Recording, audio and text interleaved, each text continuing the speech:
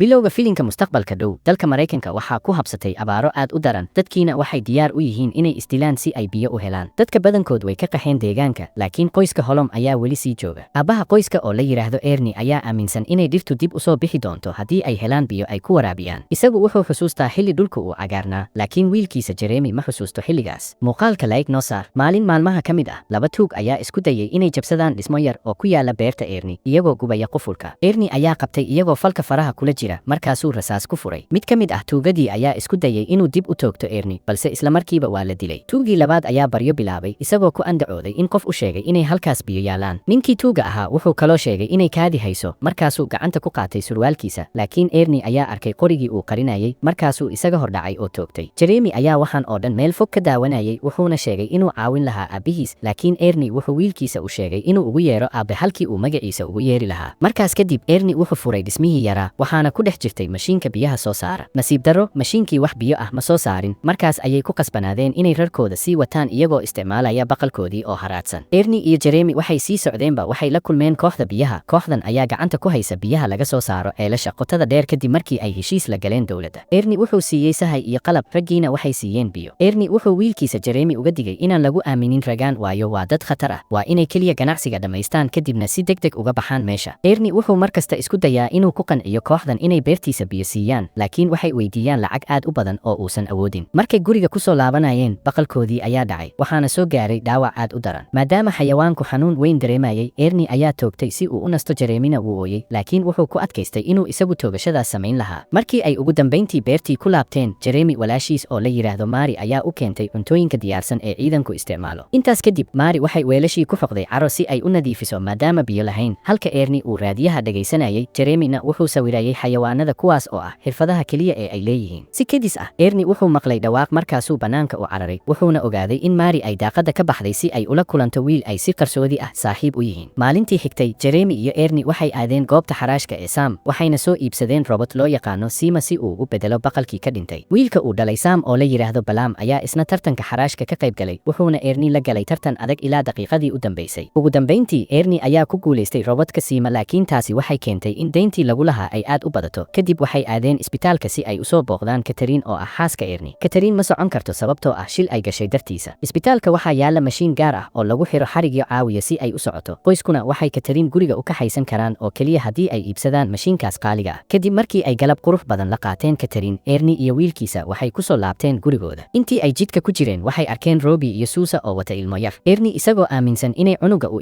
isticmaalayaan si dadka looga naxariisto oo loogu deeqo waxyaabo bilaash ah markaasuu iska indha tiray oo ka haystay gaariga waxay tageen kaalin shidaal markii uu haanta buuxiyey kadib Ernie wuxuu cabay xoogaa shidaal ah si uu lacagta u saraysiiyo si uu u helo isku dheelitirka lacagta uu bixinayo markaas kadib ayuu xoogaa biyo ah u qaaday Robbie iyo qoyskiisa Robbie iyo Susa waxay ku fikirayeen inay cunuga iibiyaan maadaama aysan awoodin korintiisa laakiin Ernie ayaa kula taliyey inaysan sidaas samayn wuxuuna u ballan qaaday inuu ka caawin doono xagga biyaha mar dambe markay joogaan beerta Balaam ayaa soo muuqday waxaana cadaatay inuu isagu yahay wiilka ay saaxiibka la ahayd Mary wuxuu Ernie ka codsaday inuu amaahiyo robotka Sima isagoo ballan qaaday inuu lacagta kirada ah siin doono laakiin Ernie wuu diiday wuxuuna shardi ka dhigay in Sam oo ah Balaam aabihii uu saxiixo warqad damaanad ah Balaam ayaa aad uga xumaaday arrintaas wuxuuna Ernie ugu hanjabay inuusan marnaba ku guuleysan doonin inuu biyo keeno dhulkan inta uu meesha ka tegin markii xigtay ee ay Jeremy iyo Ernie ay la kulmeen kooxda biyaha waxay ku tageen waqti kooban shaqadu waxay u fududaatay caawinta uu robotka Sima siiyey darteed Ernie wuxuu bilaabay inuu raggaas ka dhaadhiciyo inay tixgeliyaan soo jeedintiisa ah in tubada biyaha la soo mariyo beertiisa intaas kadib Ernie wuxuu bilaabay inuu qodo mashiinkiisii hore si kooxda biyuhu ay u arkaan waxa uu haysto isagoo shaqaynaya wuxuu Jeremy u sheegay inuu u baahan yahay inuu dadka dhex galo oo uu la kulmo gabar ama ugu yaraan uu saaxiibo samaysto laakiin Jeremy wuxuu doorbiday inuu qoyskiisa daryeelo markii ay guriga ku laabanayeen waxay arkeen Balaam oo gaari ku socda xawaare aad u sareeya markay guriga tageen waxay arkeen Mary oo dhar dhaqaysa iyadoo isticmaalaysa mashiinka boorka lagu nuugo oo ay ku dartay qalabka dharka lagu nadiifiyo Ernie ayaa u yimid Mary wuxuuna ka mamnuucay inay banaanka u baxdo mar dambe Mary ayaa aad u carootay waxayna ku qaylisay inay tahay qof weyn oo samayn karta waxay rabto Ernie wuxuu ugu dhaartay inuu kaliya rabo inuu difaaco laakiin Mary waxay ku jawaabtay inuu neceb yahay aabaheedna uu yahay Balaam iyadoo ula jeeda inay Balaam u jeceshahay sidii aabe kadibna waxay isku dayday inay orodo waxay isku dhaceen Jeremy iyadoo weydiisatay lacag taasoo Ernie fursad u siisay inuu soo gaaro oo uu joojiyo Mary ayaa oyday iyadoo sheeganaysa in Ernie uu ku guuldaraystay daryeelka qoyska kadibna Ernie ayaa qol ku xiray oo daaqadii ku muday musmaaro si aysan u baxsan muddo kadib Ernie iyo Jeremy ayaa soo toosay iyagoo ogaaday in robotkiisii ma la xaday Ernie wuxuu u qaatay inuu Balaam xaday markaasuu markaasuu aaday guriga Sam, laakiin Sam wuxuu u sheegay in balaam uu saaka baabuur xamuul ah u raacay dhanka buuraha. Waxaa halkan ku cadaatay in beerta Ernie ay markii hore lahaan jireen qoyska Sam, balaamna uu aad ugu waalan yahay soo celinta hantidii qoyskiisu waayeen. Inkasta oo Sam uu aaminsan yahay in dhulkaas uu yahay mid dhintay oo xitaa haddii biyo la helo aysan waxba ka bixi doonin. Intaas kadib Ernie wuxuu aaday buuraha si uu u soo baaro waxa dhacay, laakiin si kedis ah ayaa madaxa looga garaacay oo uu miyir doorsoomay. Markii ay maghribkii ahayd, Ernie wuxuu ku soo toosay xerada kooxda biyaha halkaas oo loogu hanjabay laguna eedeeyay inuu robot-ka Sima u isticmaalay inuu ka xado sahaydooda. Ernie wuxuu ku adkaystay inuusan waxba xadin, laakiin hogaamiyihii kooxda oo la yiraahdo Kalaab ayaa garaacay. Dagaal adag kadib, Ernie wuxuu ku guuleystay inuu Kalaab ka dafo mindi iyo qori, markaas ayuu xabad cirka u riday si uu dadka kale uga fogeeyo. Ernie wuu cararay isagoo Kalaab uu weli gadaashiisa ka qaylinayo hanjabaadna u dirayo. Isagoo guriga ku sii socda, Ernie wuxuu helay balaam oo dab agtiis hurda, robotkiisii Simana uu agyaalo. Balaam ayaa xaday mashiinka iyo sahaydii kooxda biyaha si uu Ernie uga dhigo nin xun oo tuug ah. Ernie wuxuu sugay ilaa subaxdii, markaas ayuu balaam soo toosiyey isagoo qori wejiga kaga hayo. Ernie wuxuu balaam ku xiray robotkii Sima ee siday raashinka. Intii ay ku dhex socdeen qoraxdii kululeyd si ay u raadiyaan kooxdii biyaha, balaam wuxuu bilaabay inuu Ernie ka xanaajiyo isagoo ka sheekaynaya Mari. Ernie-na wuxuu u ciqaabayay inuu xariga si xoog ah u jiido si uu balaam u dhaco. Ugu dambeyntii labadoodiiba waxay dareemeen oon daran, balaamna wuxuu ku qanciyey Ernie inay istaagaan si wax u cabaan. Sahaydii ay wadeen waxay noqotay khamri ee ma ahayn biyo. Markiiba Ernie wuxuu bilaabay inuu safraamo maadaama uu markii horeba la qabsaday cabista khamriga. Balaam isagu wuxuu iska dhigayay qof cabaya laakiin ma uusan cabin, wuxuuna ku andacooday in Kalaab uu rabo inuu dilo. Sidaas darteedna uu mashiinka u xaday si uu badbaado. Wuxuu xitaa Ernie u soo bandhigay lacag, laakiin Ernie wuu diiday waayo sheekada balaam waxay u muuqatay mid laga shakiyo. Ernie wuxuu isku dayay inuu istaago, laakiin khamrigii ayaa ka tambatay oo wuu dhaqaaqi waayey. Tani waxay ahayd qorshihii balaam, wuxuuna fursadaas u isticmaalay inuu Ernie madaxa kaga garaaco dhagax, taasoo keentay in Ernie uu madaxa ku dhufto qarka buurta. Isagoo dhiig baxaya oo miyir la, Ernie waxaa maskaxdiisa ku soo laabtay muuqaalkii shilkii baabuurka ahaa ee Catherine, kaas oo ay sabab u ahayd